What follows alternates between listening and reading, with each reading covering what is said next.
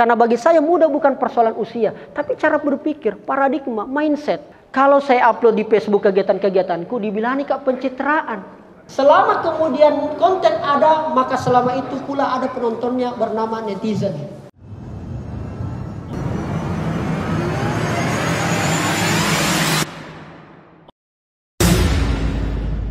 Tidaklah cantik seorang penari kalaulah tidak memakai pita. Tidak mungkin kita kemari kalau bukan karena cinta. Hari ini dulu orang menganggap bahwa media sosial itu, mohon maaf ini Bapak Ibu, hanya sebagai tempat ngobrol-ngobrol, nimbrung-nimbrung, cerita-cerita, narsisme dan sebagainya. Digital dalam bidang politik sudah memanfaatkan yang namanya campaign atau strategi kampanye. Artinya apa? Selalu saya bilang kalau mungkin lihat anak-anak muda, lihat mikir di Instagram. Kalau mungkin lihat generasi zilenial ya, yang keren-keren, anak-anak sekolah dan sebagainya, pemilih pemula itu banyak di TikTok. Kalau mungkin lihat mama-mama berkelahi ada di Facebook. Iya. Kan kira-kira begitu.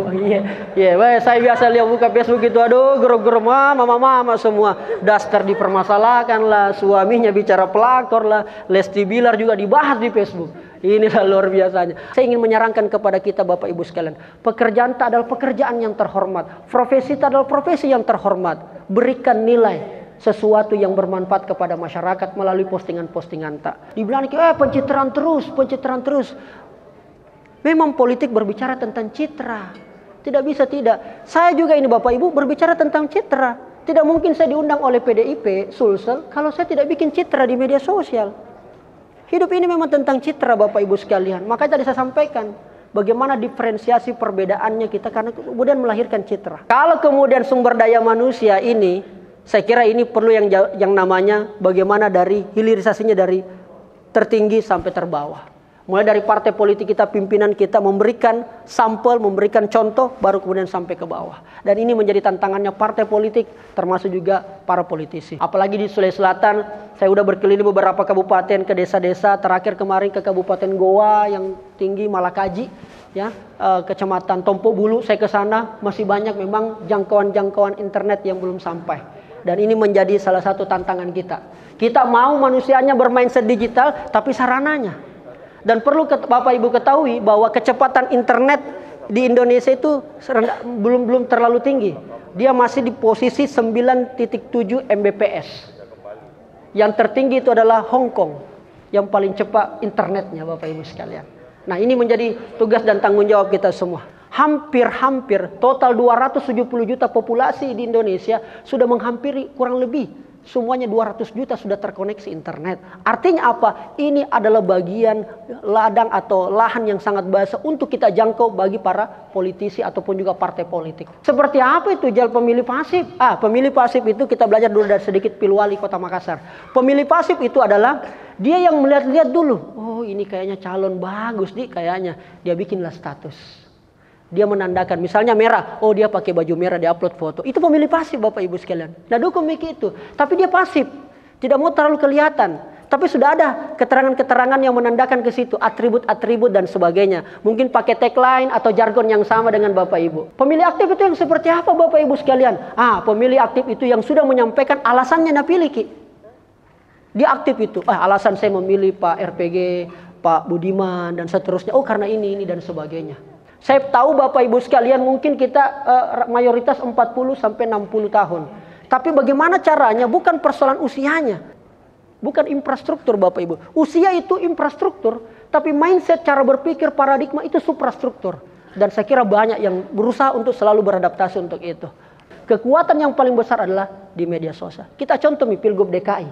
Saya tidak berbicara presiden karena kalau presiden mungkin sudah paham Miki. Tapi dasarnya di Pilgub DKI. Akhirnya kenapa Ridwan Kamil terpilih wali kota Bandung? Kekuatan besarnya kalau kita lihat video-videonya di YouTube, kekuatan kampanyenya media sosial. Bapak Ibu sekalian, tidak ada salahnya Nokia kasihan. Kenapa dia tiba-tiba hilang dari peredaran? Bahkan pendiri Nokia bilang, apa salah kami? Kami sudah memberikan pelayanan terbaik dan sebagainya. Fitur-fitur kami sediakan. Tapi itulah Samsung melihat itu sebagai peluang. Ada sesuatu nilai, ada satu momentum yang kemudian Samsung, iPhone, Apple dan sebagainya melihat itu tidak dimiliki oleh Nokia. Akhirnya apa? Hari ini mungkin di ruangan ini tidak ada lagi pakai HP Nokia. Mungkin. Kenapa? Karena tidak mau berubah, tidak mau beradaptasi. Termasuk sama dalam politik. Kalau Bapak Ibu tidak mau sentuh pada wilayah digital, saya yakin dan percaya Bapak Ibu akan pelan-pelan ketinggalan.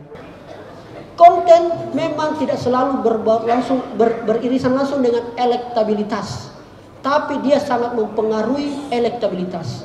Memang tidak bisa, karena pernah saya ditanya, Jal, saya bikin konten ini budgetnya sekian, kira-kira berapa pemilih? Nggak bisa begitu, Pak. Berarti mindsetnya kita yang salah memahami makna digitalisasi atau media sosial dalam politik.